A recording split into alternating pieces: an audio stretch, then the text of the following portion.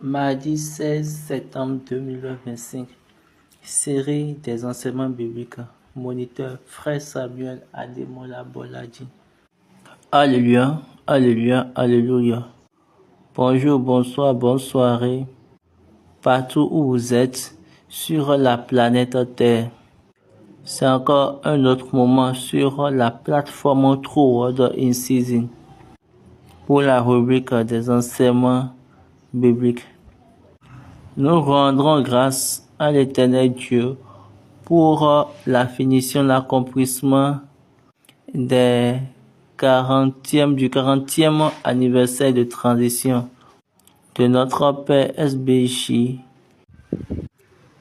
Nous remercions Dieu et nous remercions également tous ceux qui ont accompagné ce témoignage par leur témoignage. Et nous remercions Dieu.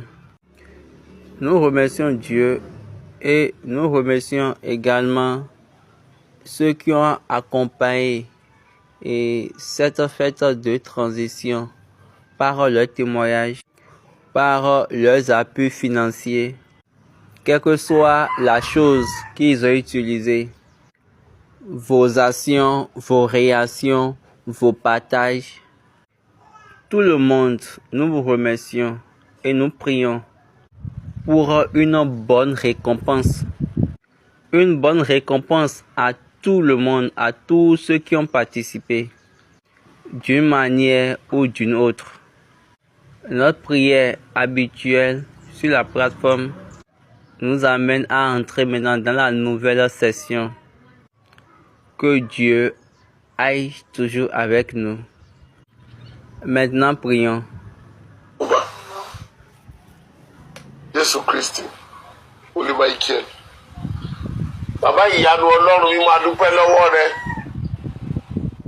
Bí tó mú ìpinnu ẹ dúró, ó fìdí ọ̀rọ̀ ẹ múlẹ̀. Ó sọ òsì ń ṣe ń tẹ̀wọ̀ lọ́lọ́run.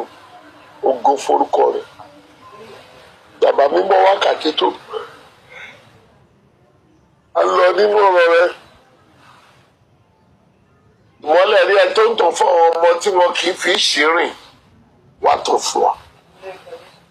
Kọ́ wa ní ìsọ̀, kọ́ wa ní gbígbọ́. Nínú ohunkóhun ká má ṣì í ṣe. Fàṣẹ sí o. Lórúkọ Jésù náà. Let us pray, our Father, who art in heaven. Hallowed be thy name, thy kingdom come, thy will be done in earth as it is in heaven. Give us this day our daily bread and forgive us our trespasses. So forgive those who trespass against us. And lead us not into temptation, but lead us from all evil, so that is the kingdom, power, and the glory forever. Amen. Sound to praise the Lord. Hallelujah, hallelujah, hallelujah, hallelujah, hallelujah, hallelujah. Hallelujah. Nous vous remercions encore une fois pour cette opportunité. Et nous remercions également Dieu pour l'exécution de ce grand programme merveilleux, exceptionnel qu'il a accompli, qu'il a mis sur notre table. Et nous remercions Dieu nous remercions également Dieu à cause de tout ce qu'il nous a donné pour l'accomplissement, pour la réalisation du programme. Oui, les personnes, les intelligences et la main-d'œuvre, les ressources, les témoignages, les témoins et toute autre chose. Et toute autre chose, nous rendrons grâce à Dieu. Nous avons déjà commencé la deuxième série des enseignements bibliques où nous avons étudié Moïse dans Exode. Et la prophétie qui était bien prédite avant les Israélites à travers Dieu par Abraham. C'est cette prophétie-là qui a lié Genèse à Exode. Et là, nous serons capables de voir l'accomplissement de la promesse.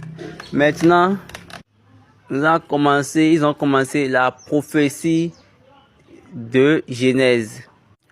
eux tous sont partis en Égypte. Ils ont dit, ils vont vivre là.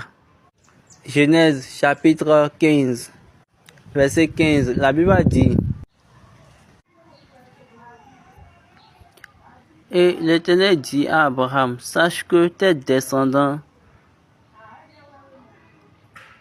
Genèse 15, verset 13, et l'Éternel dit à Abraham, sache que tes descendants seront étrangers dans un pays qui ne sera point à eux, et ils y seront asservis, et on les opprimera pendant 400 ans. Mais je jugerai la nation à laquelle ils seront asservis, et ils sortiront ensuite avec de grandes richesses. Toi, tu iras en paix, fais tes paix, tu seras enterré après une heureuse vieillesse. Donc c'était la ligne de Dieu à Abraham. Allons voir comment les choses font, comment Dieu veut accomplir sa parole. Donc Exode, c'est juste un livre de promesses. C'est juste un livre d'accomplissement des promesses de Dieu. Et dans la vie d'Abraham, dans la vie des enfants d'Israël. La dernière fois, on avait lu le chapitre 1 d'Exode. Et on a dit, le roi qui a régné n'a pas connu Joseph. Et après, il a appelé ces personnes et il les a dit, regardez ces personnes, regardez comment elles augmentent. Parce que lui, il ne connaissait point Joseph. Ah, comme lui ne connaissait pas Joseph, il a dit, ok, regardez bien ce peuple, faites attention et marchons avec eux avec sagesse, avec prudence. Donc pour ces raisons, on va maintenant les mettre sous la servitude. Ok, il faut qu'ils cassent et il faut qu'ils construisent maintenant des maisons. Et ils vont quitter ce lieu. Donc après avoir pris cette décision, il a maintenant vu 3 sages-femmes. Et là, il les a donné une instruction en leur disant, vous devez tuer tout bébé garçon né des Juifs. Mais ces sages-femmes ont la crainte de l'Éternel. C'est ce que la Bible a dit. Les sages-femmes ont la crainte de l'Éternel, de Dieu du moins. Sifra et Pua. Donc, elles ont refusé de faire ce que le roi a dit. Et après, devant le roi, elles ont prononcé une ligne, la manière dont les Hébreux enfantent. Elles ont dit, elles sont rapides dans l'accouchement. Avant que nous allons vers eux, elles enfantent déjà.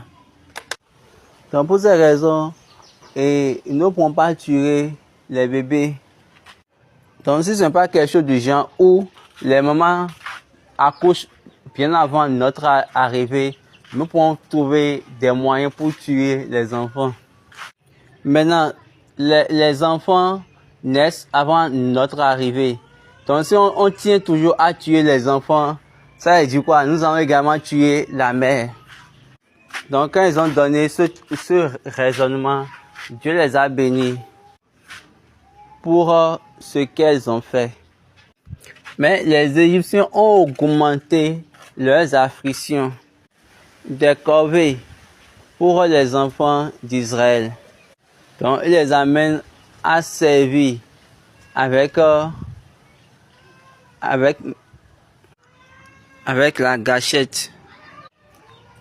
Mais quand les Égyptiens étaient en train de faire cela, Dieu a donné de la sagesse aux sages-femmes. Et après, Pharaon les a appelés et les a demandé, pourquoi vous ne faites pas cela? Et puis elle elles ont donné de réponses selon ce qu'elles ont dit. Parce qu'ils sont plus vigoureuses que les filles égyptiennes. Avant d'arriver là-bas, ils sont déjà délivrés. Elles sont plutôt délivrées. Maintenant, nous sommes sur le chapitre 2, le chapitre suivant. Il y a plusieurs choses qu'on doit faire. Et vous savez qu'actuellement, nous sommes dans la période des moissons. La période des fêtes des moissons. Donc nous avons des programmes. Que Dieu soit avec nous tous. Amen. Le chapitre 2. Un homme de la maison de Lévi avait pris pour femme une fille Lévi. Cette femme devint enceinte et enfanta un fils. Elle vit qu'il était beau et elle le cacha pendant 3 mois. Ne pouvant plus le cacher, elle prit une caisse de jonc qu'elle endurcit de bitume et de poids. Elle y mit l'enfant et le déposa parmi les roseaux sur le bord du fleuve. Papa dit, un homme de Lévi a pris une femme de Lévi. Après, ils ont constaté qu'ils ont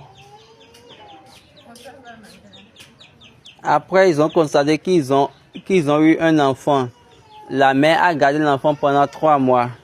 Et quand elle a constaté qu'elle ne peut plus trop le garder, elle l'avait plutôt caché pour qu'il ne soit pas tué.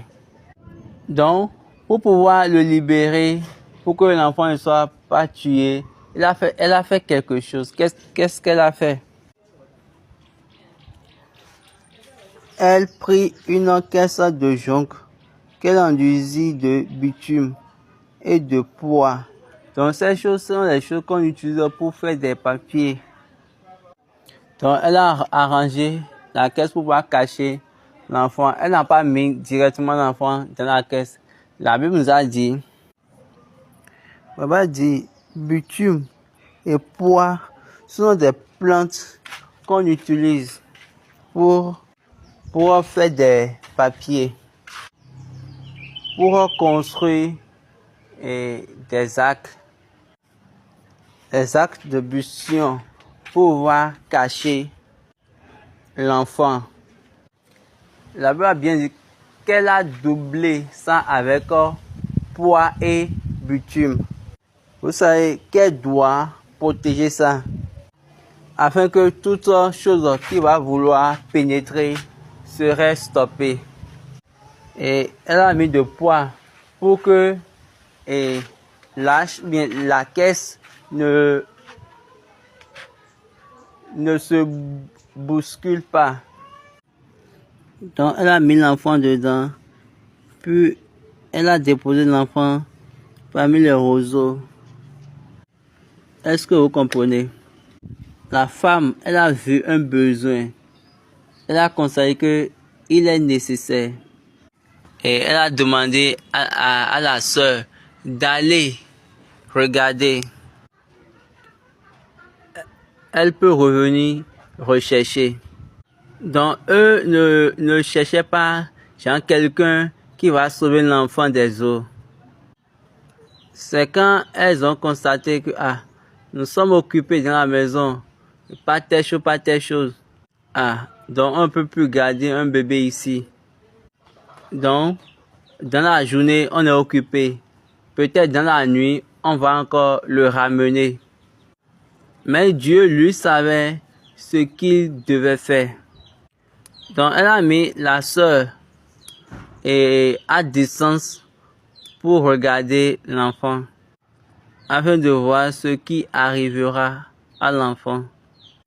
Avec bitume et avec poids, ça montre que les animaux ne pourront pas manger la caisse ou bien le panier qui portait l'enfant. Les animaux ne pourront pas. Ce que cette caisse contient ce que cette caisse contient va les amener à détecter la caisse. Et les animaux ne vont pas vouloir aller vers. Donc, en faisant cela, elle a sécurisé la vie de l'enfant, du garçon. Et dans cette caisse, ou bien dans ce tac, il a protégé de tout éventuelle situation. La fille de Pharaon descendit au fleuve pour se baigner et ses compagnes se promenèrent le long du fleuve. Elle aperçut la caisse au milieu des roseaux et elle envoya sa servante pour la prendre. Elle l'ouvrit et vit l'enfant. C'était un petit garçon qui pleurait. Elle en eut pitié et elle dit, c'est un enfant des Hébreux. Alors la sœur de l'enfant dit à la fille de Pharaon, veux-tu que j'aille te chercher une nourrice parmi les femmes des Hébreux pour allaiter cet enfant? Va, lui répondit la fille de Pharaon, et la jeune fille alla chercher la mère de l'enfant. La fille de Pharaon lui dit, emporte cet enfant et allaite-le moi, je te donnerai ton salaire.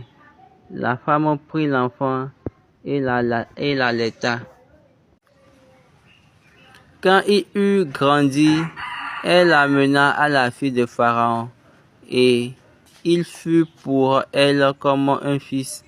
Elle lui donna le nom de Moïse, car dit-elle, je l'ai retiré des eaux. Dieu qui sait comment il fait ces choses.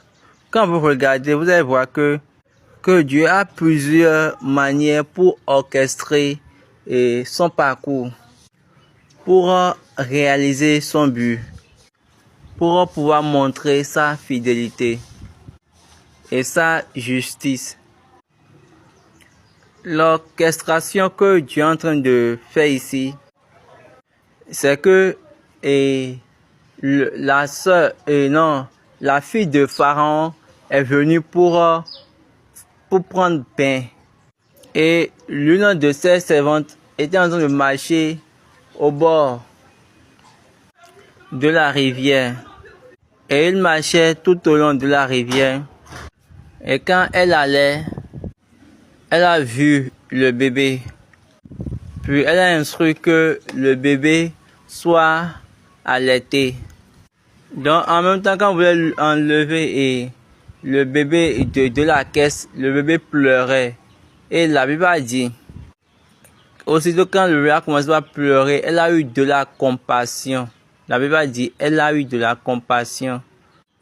Elle a eu pitié et elle a dit, celui-ci c'est l'un des enfants des Hébreux. N'oubliez pas que son père avait donné une instruction qu'on doit tuer tout garçon né. Maintenant ici, voici un. Et par Dieu, à travers sa orchestration, il voulait montrer sa fidélité et sa justice. Aussitôt, elle a eu de la compassion à l'enfant, au bébé. Elle reconnut le bébé. Ce bébé, ce n'est pas un enfant d'un Égyptien. Ça, c'est clair et net. Mais c'est l'un des enfants des Hébreux. Et aussitôt, la sœur qui observait l'enfant était venue pour interagir. Voulez-vous que j'aille amener une nourrice parmi les femmes hébreux afin que ça ne soit pas une charge pour vous? Regardez cela. l'hébreu est venu et elle a parlé et elle a accepté. Elle a dit, va amener la personne. Et la fille, elle est partie. Maintenant, elle a appelé la mère de l'enfant. Ok, elle a remis l'enfant à sa mère. Nourris-le et je vais te payer le salaire. Est-ce que vous avez déjà été payé en nourrissant votre propre enfant? Donc Dieu est dans le business, dans la vie de l'homme, pour pouvoir accomplir son but, pour pouvoir se montrer fidèle et juste. La prophétie a été dite. On a déjà la prophétie et elle continuait. Dieu voulait nécessairement l'accomplir. Et à travers cela, il a maintenant la même mise sur le voyage, en orchestrant la direction dans le jeu, dans la vie de Moïse. Il a dit, je vais te payer pour ton travail. La maman a pris l'enfant et l'a nourri. Et à travers cela, maintenant, quand la fille du pharaon a dit, ok, prends l'enfant et nourris-la. Donc, depuis ce moment, personne ne pouvait plus la toucher ou bien toucher l'enfant. Personne ne pouvait plus tuer l'enfant. Aussitôt quand ils attendent, c'est l'enfant de la fille de Pharaon. Hein. Quiconque attend cela, la personne se range. Et l'enfant grandissait. Et après maintenant, on l'a ramené et à la fille du Pharaon. Et c'est devenu l'enfant de Pharaon. Après cela, elle a appelé son nom Moïse. Parce qu'elle a dit, je l'ai retiré des eaux. Waouh! Et à travers cela, je suis très sûr. On ne l'appelait d'aucun nom jusqu'à ce que Dieu a dit ce nom. Mais ils pourront déjà circoncire l'enfant. Mais pour la perfection du voyage, pour qu'il ne soit pas contredit sur son chemin, ils ont gardé le nom par lequel on l'appelait l'enfant. Mais ils jouent avec l'enfant et elle s'amuse avec l'enfant. Elle dit, c'est la fille, non, c'est l'enfant de la fille de Pharaon, c'est l'enfant de la fille de Pharaon. C'est l'enfant de la fille du Pharaon, la fille du Pharaon, l'enfant de la fille du Pharaon, le prince en Égypte. Le prince en Égypte. Donc, ça a été donné à lui de se connaître lui-même par identité en tant que prince en Égypte, jusqu'à ce que la fille de Pharaon l'a pris. Il doit être appelé Moïse. Pourquoi? Parce que je l'ai retiré des eaux. Je l'ai pris des eaux. Donc tout nom a son importance. Le nom a été donné selon la rencontre qui a produit l'enfant. Elle a dit, je l'ai retiré, mais je l'ai pris des eaux. Donc son nom doit être Moïse. Continuons. Exode 2, verset 11. En ce temps-là, Moïse, devenu grand, se rendit vers ses frères et fut témoin de leurs pénibles travaux. Il vit un Égyptien qui frappait un Hébreu entre ses frères. Il regarda de côté et d'autre, et voyant qu'il n'y avait personne, il tua l'Égyptien et le cacha dans le sable. Moïse a étudié les choses dans le palais de Pharaon. Après, il est sorti pour rendre visite à ses frères. Et il a vu un Égyptien qui est en train de frapper et un Hébreu, l'un de ses frères. Est-ce que vous voyez? Donc, à travers ce signe, vous allez savoir que la mer a déjà, vous avez déjà constaté que la mer a déjà donné la doctrine des Hébreux à Moïse. Toi, c'est que tu es un enfant hébreu, mais tu es notre prince en Égypte. Est-ce que vous voyez? Un garçon hébreu. Toi, tu es un garçon hébreu, mais tu es notre prince en Égypte. C'est ça que tu es. Nous sommes tes personnes. Nous sommes ton peuple.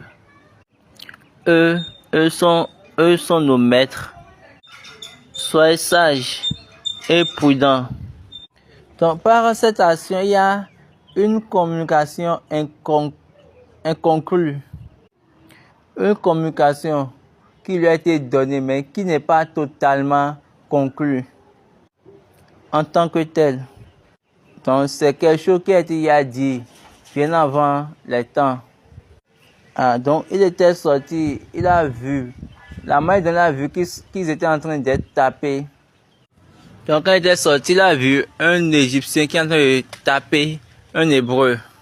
Il a regardé à gauche et à droite pour vérifier si quelqu'un les regardait. Il a vérifié si quelqu'un les regardait et il n'a vu personne. Et il a tué l'Égyptien et il est mort. Étant mort, il l'a enterré sous le sable. L'homme pour lequel il a tué l'Hébreu, l'homme à cause de qui il a tué l'Hébreu, a vu cela.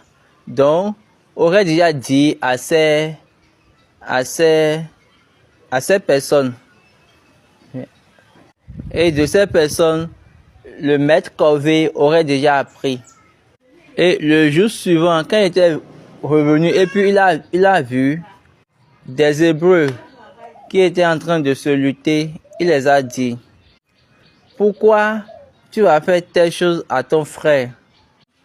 Vous savez bien, l'homme humain, l'être humain. Et regardez bien ce qu'il a dit.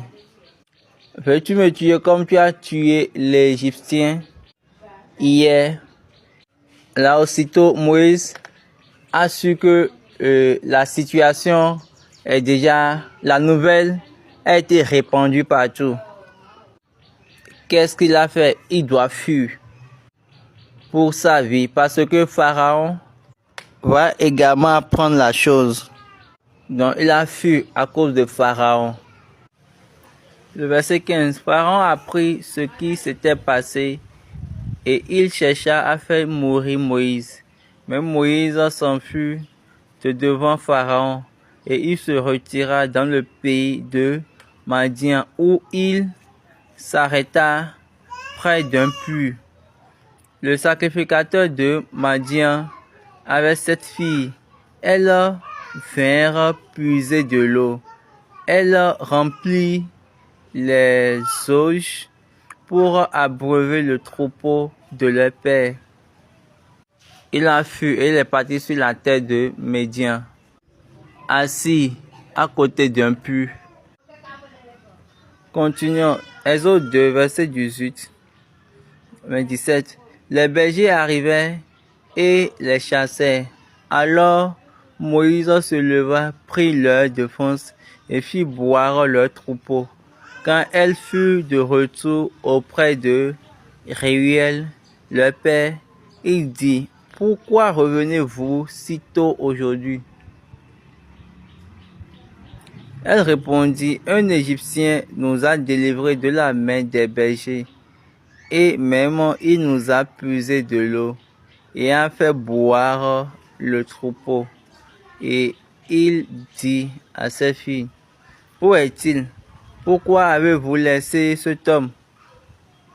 Appelez-le pour qu'il prenne quelque nourriture. » Moïse était assis près du cours d'eau, près du puits, et 7 filles de Jéthro étaient venues. 7 parmi elles. Elles étaient venues pour puiser d'eau, pour donner aux animaux, afin que les animaux pouvaient boire. Mais les bergers les ont chassés. Maintenant, Moïse les a défendus et elle les a donné de l'eau. Et puis, il a également donné aux animaux. Après, il les a demandé de partir. Le père a déjà la connaissance du milieu. Il a dit, comment se fait-il que vous êtes retourné si rapidement aujourd'hui? Le père a posé ces questions et puis elles ont répondu, elles ont dit, un Égyptien nous a sauvés. Et puis le père a demandé, il est où? Vous l'avez laissé là-bas. Pourquoi vous n'avez pas... Excusez, pourquoi vous ne l'avez pas amené? Amenez-le pour qu'il mange avec nous. Et Moïse était d'accord avec cela et puis il était venu. Et l'homme a donné sa fille à Moïse, qui a donné naissance à un garçon, à Moïse, qu'on appelle. Le verset 21 de Moïse se décida à demeurer chez cet homme, qui lui donna pour femme Séphora, sa fille. Elle enfanta un fils qu'il appela du nom de Gershom, car, dit-il, j'habite un pays étranger. Moïse a dit, je suis étranger sur une terre étrangère. Gershom, j'ai quitté la terre sur laquelle Dieu nous a ordonné de rester, parce que j'ai fui pour devenir étranger sur une terre étrangère. Ça, c'est Moïse. À travers cela, c'est vraiment notable. Les noms sont donnés selon les situations et les occurrences. Parfois, les noms se donnent selon les situations, selon les circonstances. Dans la vie de l'homme, spécialement dans la vie du père, et également la maison. C'est la manière dont les choses se sont reliées à eux. On leur donne du nom. Donc, à travers cela, on donne les noms aux enfants de telle manière pour que, à travers cela, on garde l'histoire, l'événement en voyant l'enfant. C'est pour cette raison, ils ont leur propre calendrier, leur propre nom selon les événements. Et après ces choses, avec le temps, longtemps après, le roi d'Égypte mourut, et les enfants d'Israël gémissaient encore sous la servitude, et poussaient des cris. Ces cris que leur arrachait la servitude montèrent jusqu'à Dieu. Dieu entendit leurs gémissements et se souvint de son alliance avec Abraham, Isaac et Jacob. Le roi qui ne connaissait pas Joseph est mort. Il y a plusieurs choses qu'on doit connaître dans la Bible. Jusqu'à aujourd'hui, je suis en train de vous dire la vérité. Je suis devant la caméra. Je ne savais pas cela. Ce que je savais, je pensais que le roi qui les a affligés, c'est ce roi-là qui avait subi les 10 plaies que Dieu avait envoyées. Donc, c'est pour la première fois dans ma vie que je sais que le roi qui les a affligés, ce roi-là, il est mort. Et après lui, un autre roi a régné. Dieu est véridique. Et quand le roi est mort, après la mort du roi, l'affliction continuait. Et cela a tourné les enfants d'Israël vers Dieu. Et ça les a amenés à crier vers Dieu à cause de leur esclavage. La plupart du temps, si c'était les chrétiens d'aujourd'hui, ils vont dire, ah, le roi est déjà mort. Le roi qui nous maltraitait, il est déjà mort. Donc, ils vont commencer par être joyeux. Si c'est les chrétiens d'aujourd'hui, après la mort du roi, ils vont se réjouir, s'exulter. Et après cette réjouissance, ils vont venir maintenant, ils vont commencer par chercher la manière dont ils vont s'en sortir pour la délivrance. Maintenant, eux, les Israélites, ils ont vu que le roi est mort. Ils ont vu que le roi est mort. Ils se sont tournés vers leur Dieu et ils ont commencé par prier. Ils ont commencé par prier à cause de leur esclavage. Ils se sont tournés vers Dieu, ils ont pleuré afin que leurs pleurs puissent entrer, pénétrer les oreilles de Dieu, soient remarqués en présence de Dieu.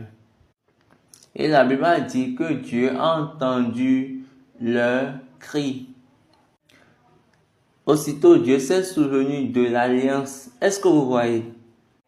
L'alliance qu'il a donnée à Abraham, Isaac et Jacob. L'alliance qu'il a faite avec eux.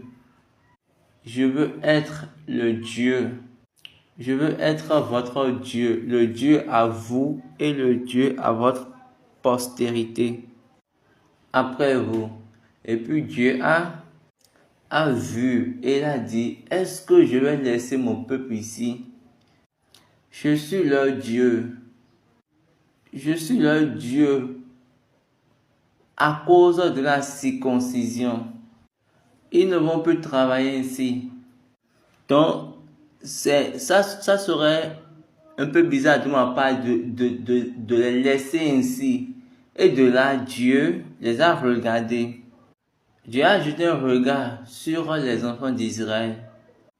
Et Dieu a eu de la compassion envers eux. Puis Dieu leur montra sa faveur. Dieu les a respectés à travers son alliance.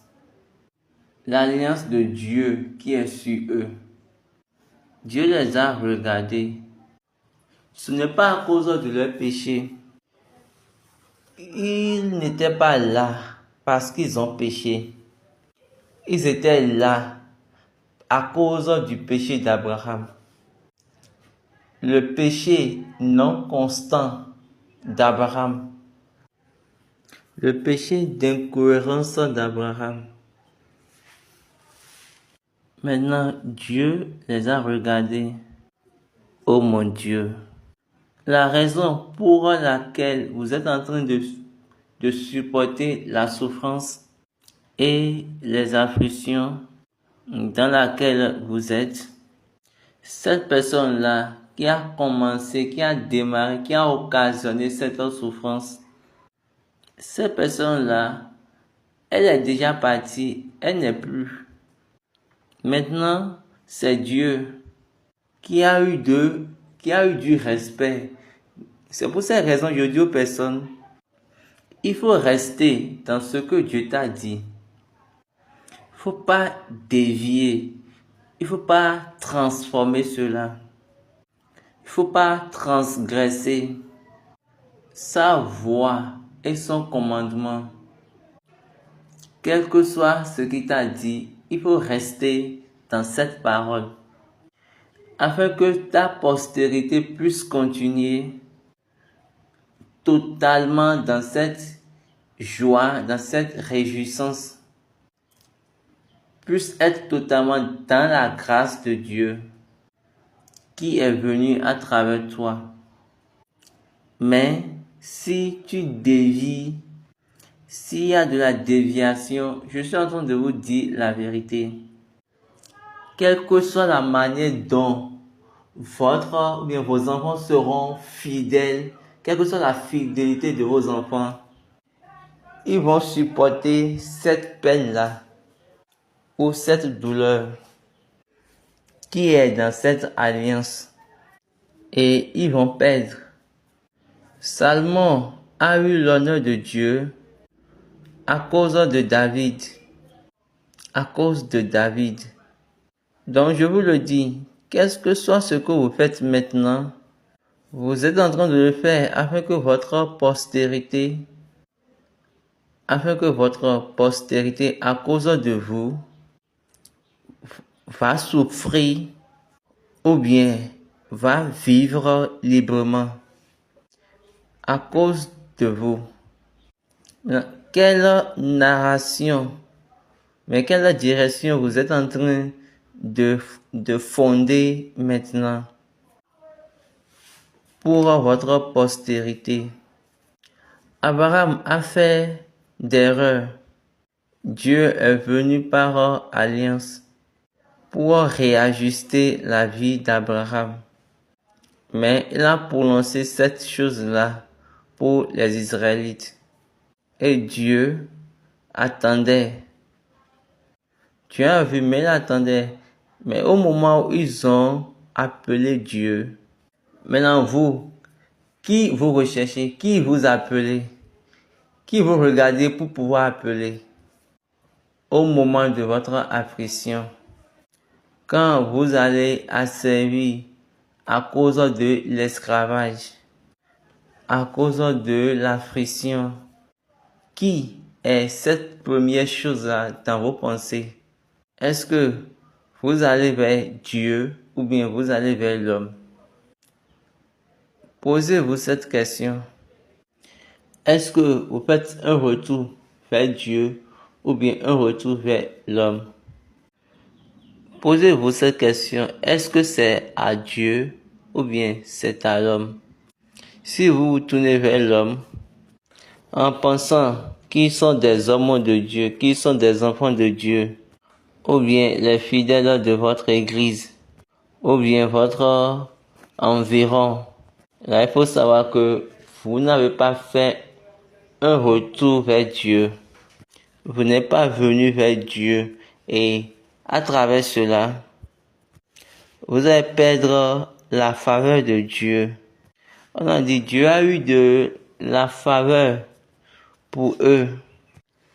Dieu a eu de faveur.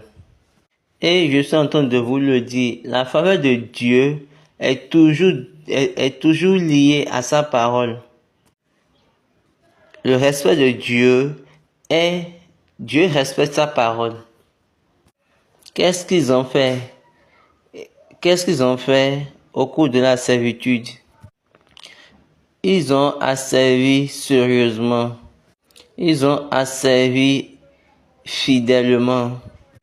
La punition qui est venue par l'erreur de leurs aïeux, qui a amené Dieu à prononcer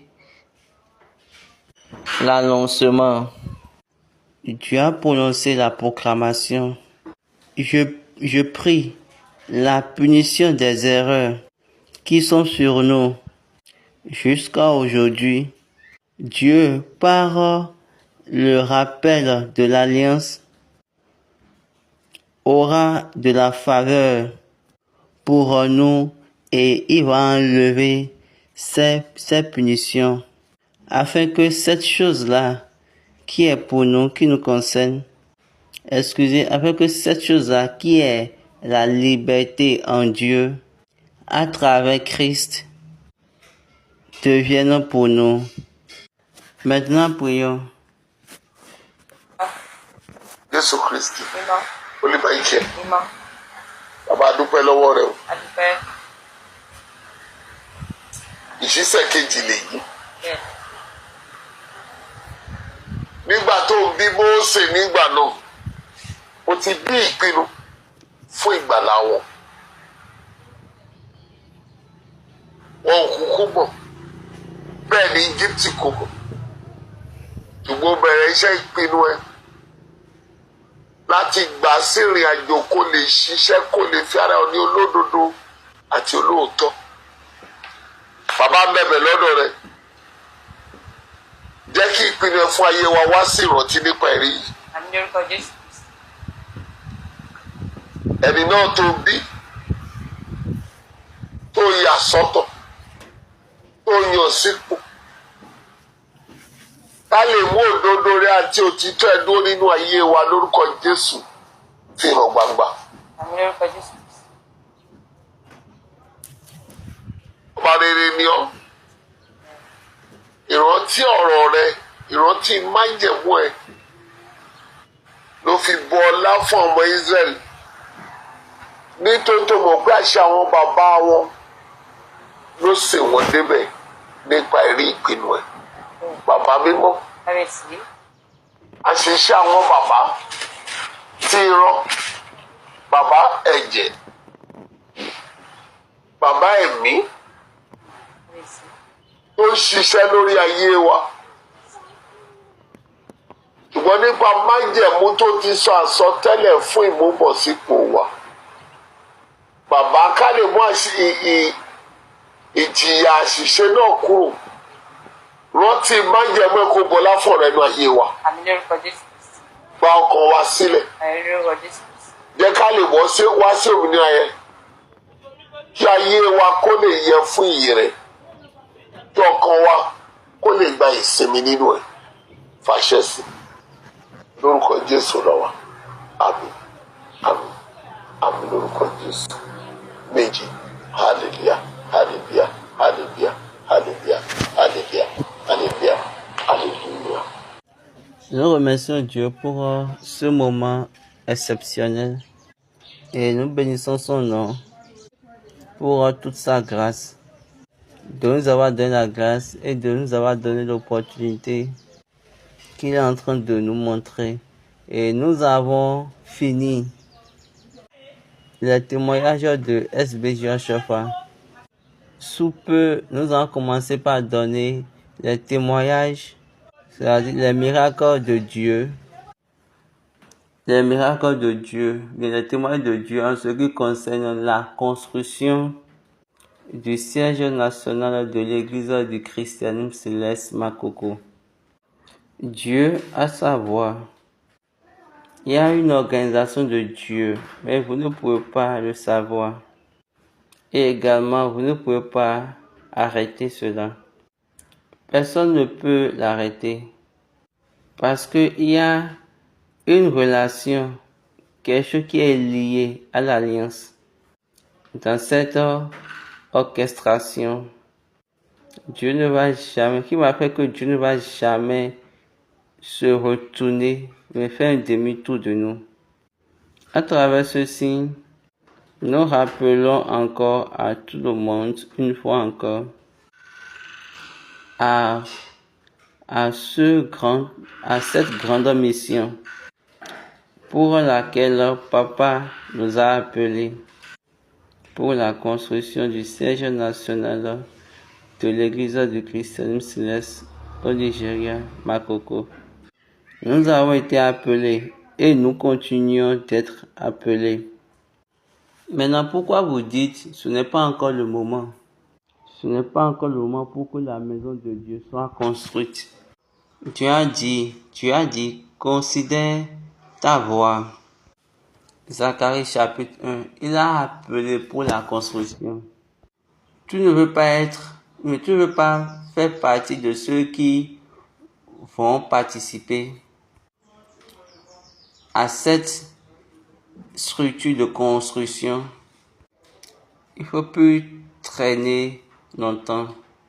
À partir de la semaine prochaine, nous allons commencer par mettre en ligne les témoignages de tous ceux qui ont quelque chose à dire en ce qui concerne cette construction.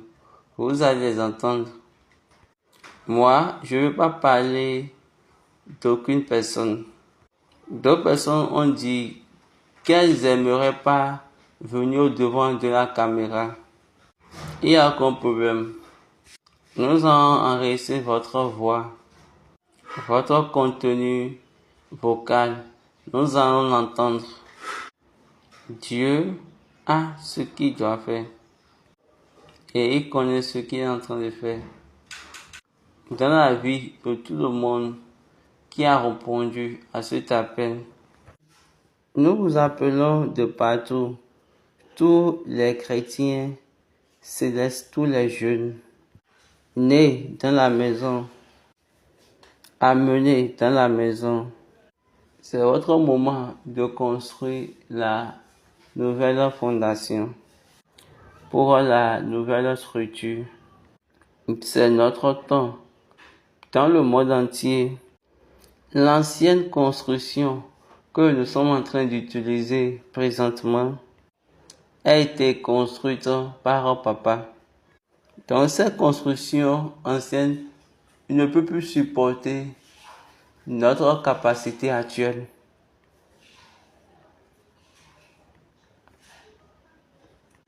Quand nous tous nous allons venir, nous allons voir que la capacité, vous allez constater que la capacité elle est plus inférieure.